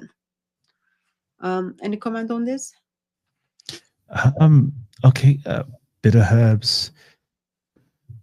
I would say that within inside of Southern Arabia, the Kinder tribe definitely, as well as other Arab tribes, were Jewish. To say that there is a connection between the bitter herbs and this whole concept here of the Jewish bitter herbs, I can't say. I've never seen anything that indicated as such, but it's possible. But as far as I know, the bitter herbs is speaking specifically about a particular plant that was eaten by these Abyssinians and did start to be propagated once the Abyssinians actually, conquered and made the expedition over Arabia. Okay, so as you are going through sources stuff, have you come across anything linked with Alat, Al-Manat, Al-Uzra? Yeah, there are some stuff to do with them, but they seem to have died out within inside of the inscription literature. From the 5th century. From the 5th century, they're no longer being mentioned within inside of the inscriptions. Okay. Just a second. Can I just say real quickly, Alat and Al-Uzza are well known in Nabatean reference point, which is way up in the north. That would be more in Jordan area. Al-Manat is known is a goddess who is known in the Al-Hijra area, which is further south. So they're all in northern Arabia. Those are we even have reference to Dishara, the god of Nabatea, whose wife is Al-Uzza. But Alat would be the feminine form of the goddess. It's just generic. It's a title for Al-Uzza, way up in the north. Okay. So someone debunked you in their channel before. Sorry, in your own channel before. Good old Akani. Oh, we love Akani. What does he says here? Kudos to the Titan Kalam. Great presentation, but like before on his own channel, I have debunked a few of his allegations. He defo changed certain strategies, but for his argument to execute, he would need to fit the Muhammad into the Muhammad we have in epigraphy. The tombstone of Abasa bint Juraj. Okay. Yeah, I don't know. This is too long to read, but let's just try to read anyway. Also, we have inscriptions of Umar and Uthman, okay, which I presented to Kalam, which he himself has no argument for such evidence, except for the Greek source in regards to Kay's, Muhammad's brother. Kalam's Muhammad is not tested for, and for sure he is not tested for in CIH 541. Anyways, thus so far, Kalam's argument has been the best in regards of against the standard Islamic narrative, even though I myself have challenged him in regards of the topic at hand and has forced him to change his strategy, something which is evident to me but alien to the public. So this is our good brother Akan on Titans TV. He participates quite often. He is a Muslim. Um, again, a lot of words, but nothing of substance so far. Muhammad of the epigraphy. Okay, we know about the particular inscription that talks about a particular Muhammad that died and a great calamity fell on the people of Ahl Islam. Okay, it doesn't make any point here. And he talks about the Uthman and Umar inscription, which he is found on the Islamic Islam web. I can't remember the Islamic web. I think Mansour runs that page. Islamic Again, awareness a whole website. Islamic awareness. So he doesn't it's like run a it. whole. He doesn't run it. Just so you don't get him all upset with that. So yeah, a whole lot of nothing, to be honest with you. I don't know. There's just a whole lot of nothing, because there's a whole lot of nothing. That's about as much as I can say. Kalam, we're going to deal with each one of those inscriptions, so don't worry about it. We now know the dates for them, and they're not at all. They're not at all the same time period as the 7th century. They're much later. Okay. What about this one? Okay, from Gakida. It says here, 2 interesting things I took away from this video was the idea of blackness within the Himyarite kingdom, and what does it mean to be Habesha really is complex. Some Ethiopians will tell you they're mixed with Yemeni or Afro-Arab because of history. They'll say Habesha means mixed, essentially, but I think considering the kingdom in its entirety as a black or African kingdom may be reaching, do modern day Ethiopians even consider themselves black or even African in the sense they associate themselves with the rest of Africa or even African descendants of slavery like Titans TV, I assume? Anyways, I think it's correct to say that the South Arabian Kingdom, Abyssinia region, was ruled by a black Ethiopian king. Maybe that's the greater point. A black man ruled the Arab world first and united them under one church or Christian belief before Muhammad of the later Islamic narrative, but the people at the time living in the region historically might have been a mixture and considered themselves Arabs, or lack of a better word, maybe because their native language or culture being distinct from that of those who they were conquered by. Okay, so blackness within the Himyarite. Okay, cool. I would say that the people down south in Yemen or Abyssinia, it's quite possible they were of different ethnic groups. What do I mean by that is, when we're talking about nations and empires, they tend to be, people can be very much so mixed. Let me see, how do I make that make sense? I am a Caribbean person with Nigerian heritage, living in Britain, who considers themselves to be British. So I am a British national. Okay. And there's other people who could be of, white complexion. There's other people could be of brown complexion and so forth, could be a part of a nation, and they don't necessarily have to be indigenous to that particular land. We know that a lot of people were traveling into Yemen, into Najran, into all these different areas from Ethiopia, from Sudan, from further down south as well. Further up north, the Greeks, the Romans, the Egyptians. There's a lot of people that actually came over into Arabia to do, Persians as well. Sorry, even Persians as well, who came over. So they would have assimilated and mixed in with the indigenous population. So to me, I don't really harp on this color and complexion thing, because I understand that, you could be any complexion and color and ethnicity, but you can still belong to a nation and be proud of being a part of that nation as well. Okay. Are you planning to share something on the screen? Oh, yes. There you go. You've asked for it. So I am sharing it to do with the Kaaba.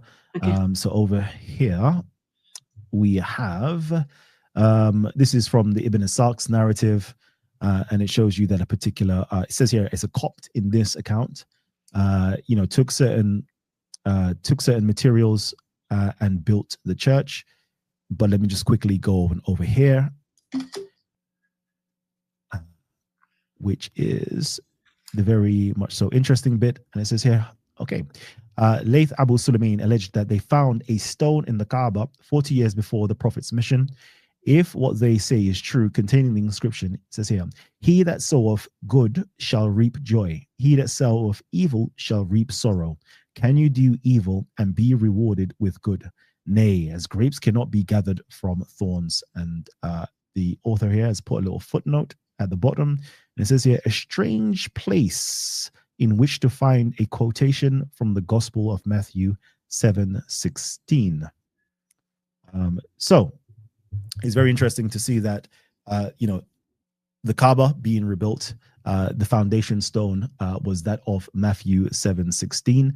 Again, I'm not saying this is historical. I'm just simply saying what the Islamic literature has to say. The Islamic literature literally says that it was a Christian, in some places a Copt. Academic papers says that it's an Ethiopian Christian who actually built the Kaaba. And we also find out that there were images of Jesus and Mary within inside of the Kaaba. And out of all of the images and pictures that he came to abolish and destroy within inside of the Kaaba, the only image that was remaining, according to Al-Azraqi, was the image of Jesus and Mary. Muhammad said, listen, you can wipe off everything in here, but covered the picture of Jesus and Mary and says, wipe everything except these two things. Okay. And interestingly enough, if it wasn't for the attack of the Umayyads, Al-Hajjaj, on Al-Zubair, this is like a counter caliphate. If you go back into history and learn about it, if it wasn't for that attack and destroying of the Kaaba, up to today, we will still have that imagery of Jesus and Mary inside of the Kaaba. Can you imagine? I always say, like, imagine how powerful that imagery would be. Imagine if the Muslims themselves, they talk about, we follow the Sunnah. We follow the Sunnah of Sallallahu Alaihi Wasallam. So, but the Sunnah of Prophet Muhammad was to actually have a picture of Jesus and Mary inside, the most holy place of worship for Muslims. Just imagine if today we still had that image of Jesus and Mary inside of the Kaaba, that Muslims all around the world, billions of Muslims all around the world, is circumambulating and facing direction of prayer, and the only image inside of that building was Jesus and Mary. That would be such an amazing thing, because that would let you know that it was really a religion of Christianity that was being preached and taught. But unfortunately, throughout the years, it got corrupted, and then it became its own, I don't even know what to call it. I don't want to be offensive, so let me just say it became its own thing, its own identity. Okay. Okay, let me continue with a couple of other comments from last time.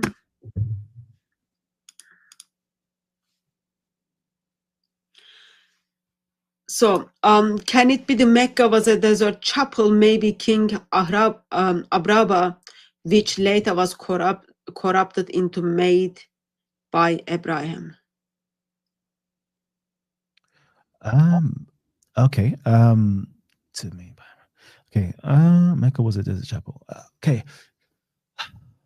See, for me, I don't know the whole Mecca story, right? I don't know. I really don't know with that, because for me, I haven't found anything to verify, number one, Mecca as a place and the Kaaba to existed during that 7th century.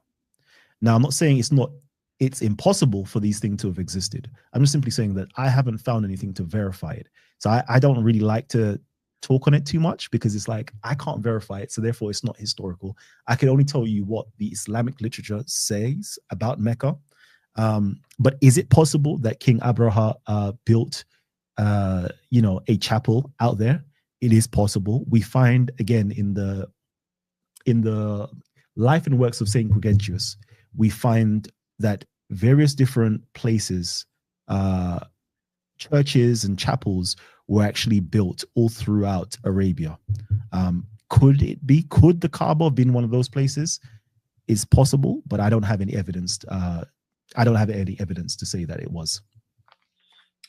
Okay.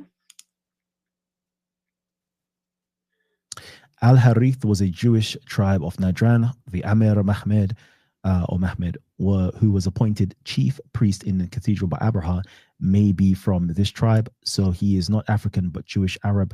Abraha is playing smart politics by sidelining the Himyarite Jewish noble family by appointing Nedran Jewish men to get a strong foothold. No, I wouldn't say that Al Harith. There was a particular Al Harith, which is the martyrdom. I don't know if you guys read it. It's called the martyrdom of Arethus, which is Al Harith, and that happened in Najran. That Al Harith and the other Al Harith, which was the grandfather of the Abyssinian Empire, Muhammad. No, those are two different Al Hariths completely. The other Al Harith and the Muhammad of the one that I'm talking about seems to have originated from the Kinda tribe, rather than Najran and Al Harith from that side.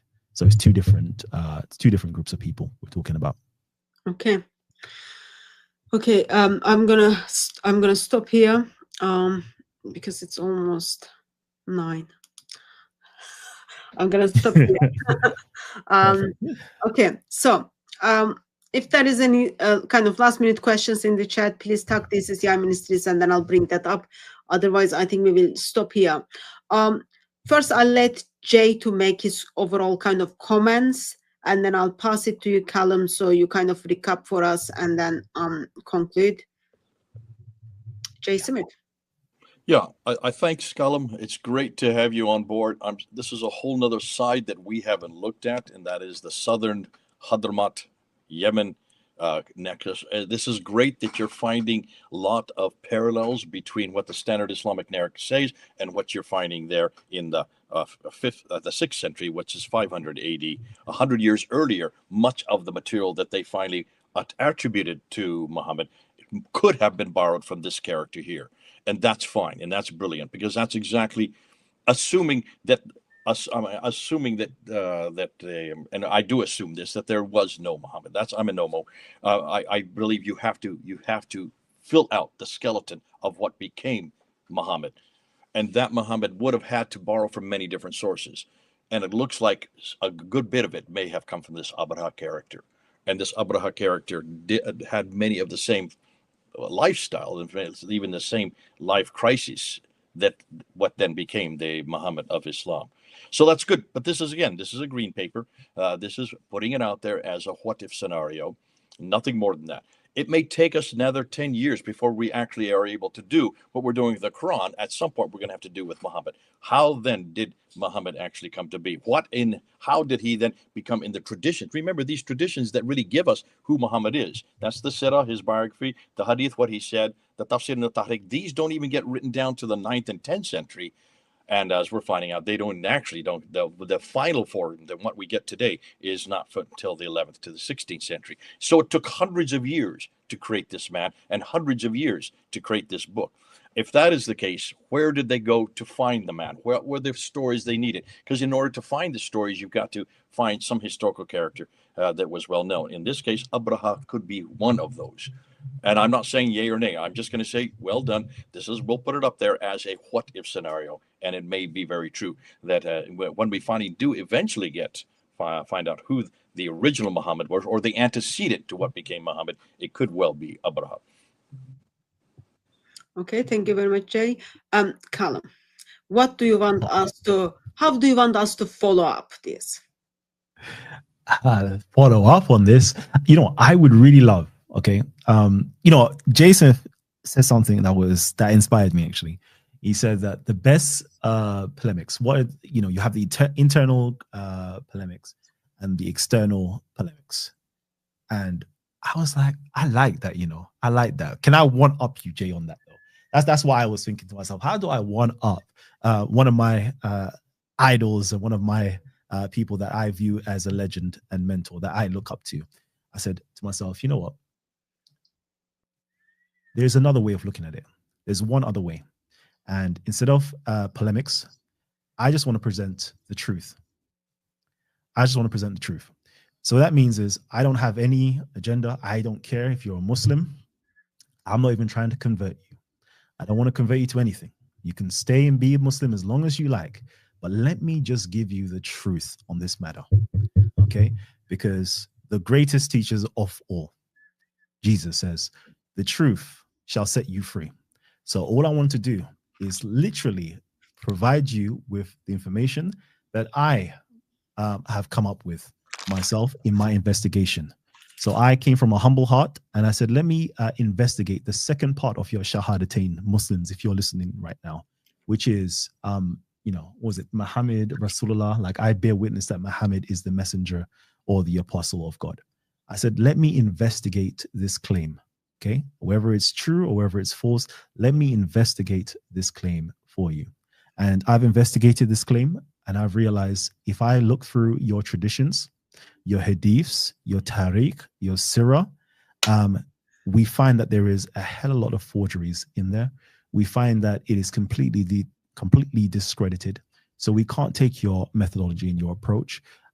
I rather take an academic approach. When I entered Speaker's Corner, I was just fresh out of university. So I just looked at the world from an academic lens and I said, how can I find this individual within inside of history? How can I utilize the historical critical methodology to find this individual in history?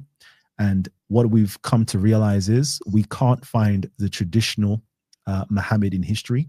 That legendary Muhammad of the Islamic narrative has not been verified at all. We literally, as academics, we don't even know when Muhammad was born. I showed you earlier on that there was literally 100 years span of when Muhammad could have been born, according to the Islamic literature. We don't know. We know that everything in terms of his chronology, his time frame, is all made up in terms of symbolism. The age of 40, symbolism. 10 years in Mecca, symbolism. 10 years in Medina, symbolism and symmetry that's going on. None of it is historical. All of it is all ahistorical.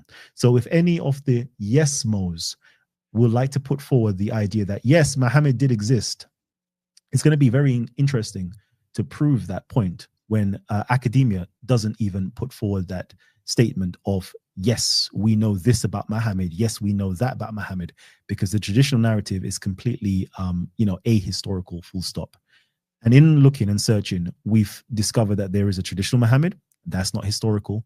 But we've also found a historical Muhammad, a Muhammad of the 6th century, a Christian bishop from Abyssinia that revolutionized the whole of the Arabian Peninsula, along with Abraha. These two individuals, okay, the king and the apostle, those two individuals, literally, we have the inscriptions. We literally have the inscriptions that are the antecedents to the Quran itself. We have the inscriptions of, the Bismillah, the very first lines that you find within inside of your Qurans, Muslims. We find that with this 6th century Muhammad. We find it there. We find it within inside of these inscriptions. We find, that Abraha and this Muhammad was introducing the southern Arabian deity into northern Arabia, introducing Rahman, the deity Rahman, to the north.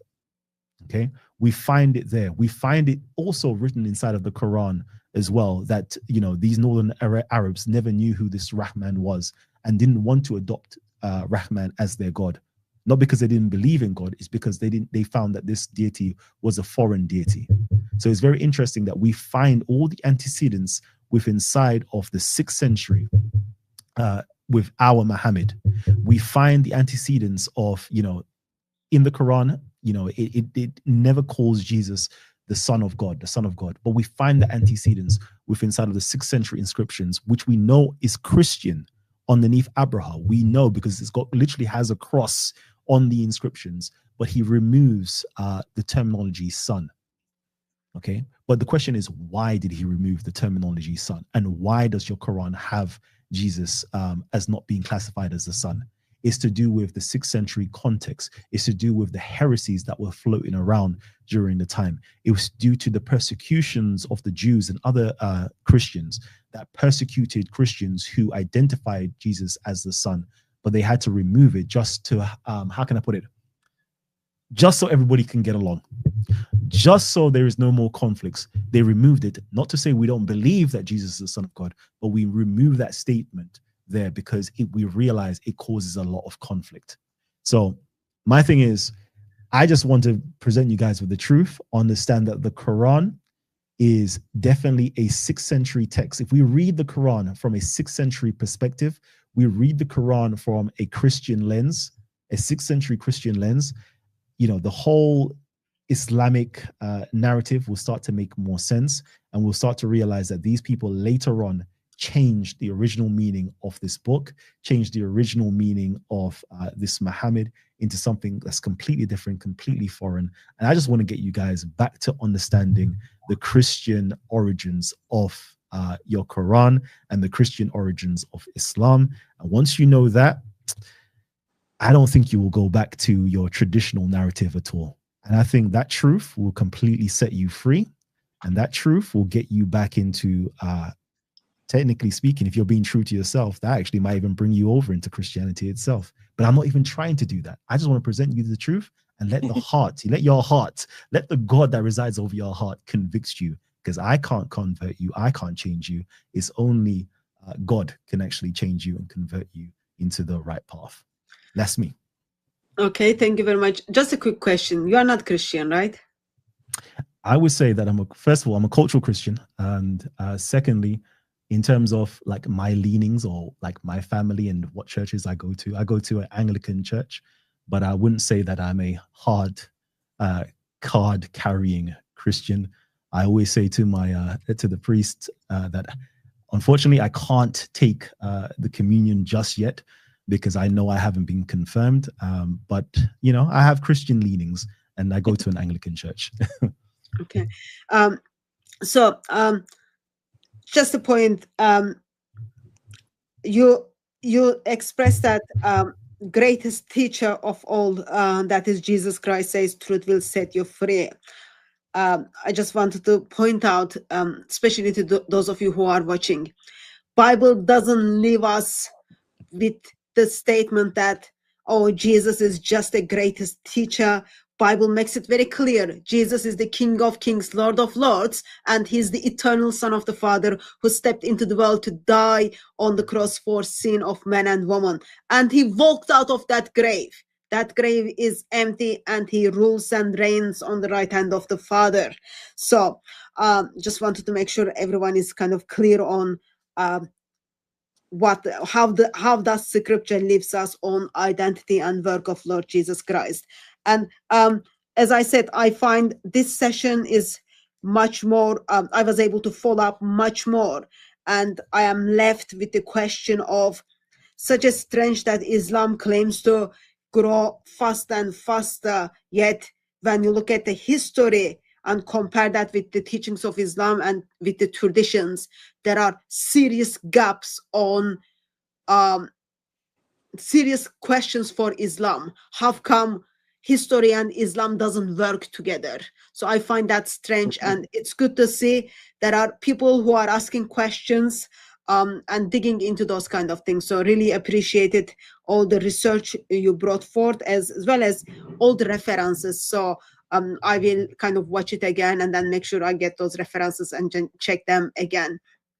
So thank you very much for that. And I've got 2 spare chat. I'm gonna say thank you to thank you for your generosity, Mashi, as well as thank you very much for your generosity, Stephen.